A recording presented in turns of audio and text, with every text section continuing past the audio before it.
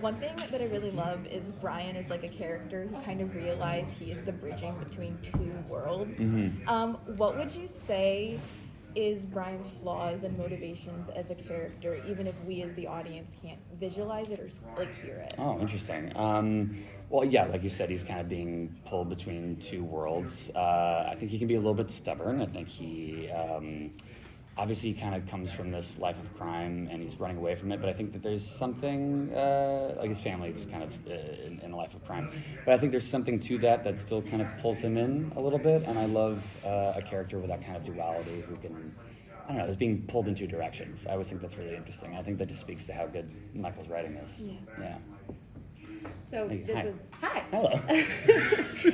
So this is. You said clockwise. I don't know why I was surprised. Hello. We're gonna change the game. Yeah. So voice acting. This is not new to you at all. Which do you prefer, though?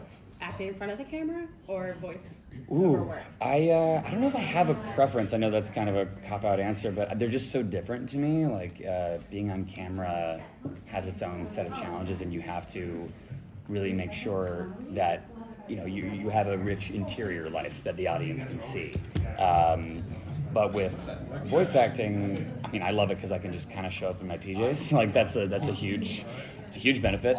But you don't get to communicate ideas or thoughts or motivations through your eyes or your face whatsoever. So you have to put it all in your voice. And usually what you do in a voiceover booth can be seen as like overacting if you tried it on a real set.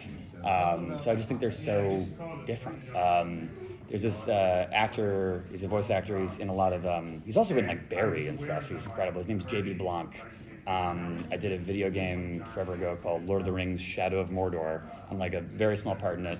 But he kind of took me under his wing and like kind of taught me how voice acting, the rhythms of it and how it works. And I just thank JB for everything.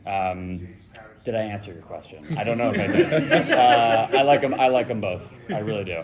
Yeah. Hi, how are you? I'm great. Piggybacking off of Teresa's question a little bit, I love the backstory of how things are done when it comes to audio. Are you guys together when you were recording it, or are you separated? I feel like if you are by yourself recording the lines, it's difficult to play off of the emotions for that. So are you guys all together in the room when you do this, or? This is one of the rare occasions. Usually when I do voiceover, I'm by myself in a booth, and there's people on Zoom who are wonderful, but they're directing you, and a lot of that was COVID. But this was, we recorded this probably about a year ago, because I remember just getting back from, maybe 2 years ago. So I remember just getting back from Comic-Con and then going into it. But Titus Welliver is in the project, but he's also directing. And we were in the studio together, and he was like directing me for scenes where his character wasn't involved, and then he would just read opposite me for the scenes where his character was. And he did such a great job, and we really bonded. I love Titus. We've hung out a few times since, and he's just the best. So no, it's a really creative way that they recorded this. They would often have sequences like where there's action or something where I would be like running through the hallways of the studio. Like they just let me loose, and they put a lav mic on me, and I would just be screaming in the hallways. But it was cool because it's it gave you that feeling of like hecticness, and also that this was just like a real moment happening in real time, not someone in a cushy booth. I was really impressed with the whole team. Yeah. Thank you. How you doing, Jack? Doing good, man. What was it like working with Michael Connelly to bring the detective story and supernatural elements of this story to life? And did he provide any specific directions or insight to help shape your performance? Well, I love both those genres so much. Like I think that's a big reason why I signed on. Is I love crime movies and I love horror movies. I've done a slasher horror movie, but I've never done anything like supernatural. And I love a good ghost story, and I just love the combination of those two genres. And I think he did such an incredible job bridging the two. And that was really like the reason why I signed on, and also just because it's a really well written story. Like I was just reading the script, and I was like, I couldn't stop turning the page. So yeah, no, it was a no-brainer for me. Hello. Hi. Hi. So your character Brian is dealing with this idea of can he change fate? Can he stop it from happening? So what are your thoughts on that? Can you change fate? I really hope fate's not real. Man, wouldn't that suck? If you were ever destined to do something. No, it's funny. I think Michael did a really good job of like making fate something really terrifying, which I don't really see too often. That was like a big reason why I signed on. Do I think if fate exists, do I think I could change my fate? Probably not. I mean, Brian tries so hard, can't do it. Can't do it whatsoever. So no, I'd be helpless. Yeah. So, as a Hi. writer, Hi, so as a multitasking millennial, I wanted to ask you, That's how I introduce myself to everyone. Hi, I'm a multitasking millennial. Yes.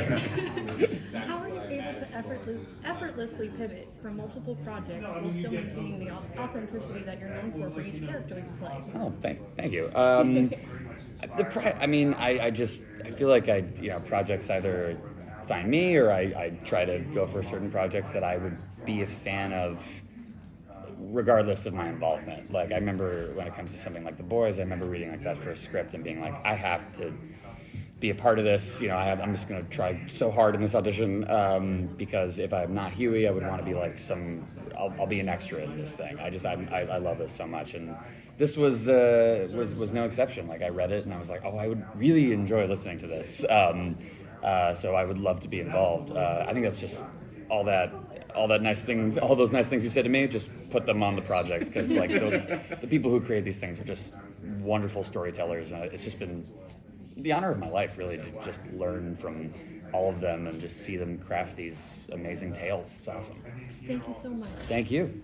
Hello, Jack. So there has been a lot of conversation right now with some actors talking about the baggage that they carry when they have very intense roles, like for some like psycho killers or supernatural in this case. So in your case, what do you get from Brian? How do you deal with those emotions? And do you think doing like a Audible original or podcast does it lesser that part?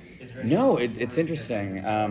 All you just had whatever baggage you're carrying, whatever you want to. It's funny, some actors work with like stuff they've experienced, some actors work with just their imagination. I'm a little bit of both. But I think the challenge of an audio drama is that you have to just, whatever that is, you have to communicate it all through your voice. It's not even like a cartoon where you have an animated character representing you, you have to make sure it's just, I don't know, the audience is looking at the car ahead of them or, like just they're at home cooking. So you have to make sure that's all coming from your voice. That's the biggest challenge. But I think with Titus directing us, we were in really, really good hands. Yeah, thank you. Yes. Okay, you got it. I'll make it work. Yeah, Hey. Slovak Republic. Hello. Can you share a memorable experience from one of your roles that has influenced your approach to acting? Ooh, a memorable experience from one of my roles. Oh man, it's a really, really good question. I feel like every project I do, I learn something new.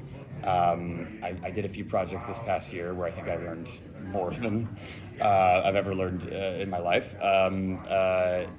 I don't know. I just watch people. I think that's really my thing. Is I really try to just observe people who I think are truly wonderful at what they do, and I feel like I've been really lucky to encounter a lot of those people. Like the cast of, I don't know. I feel like I've been really lucky with casts. Like everyone's amazing, and this one I really learned from Titus. Like he's just such an incredible actor, and he's such an incredible director. It was just we truly bonded on this project. I really enjoyed that. But yeah, like everyone is just a well of knowledge, especially on this project. Thank you very much. Yeah. All right. Take care, everybody. Have a good day. Thank you.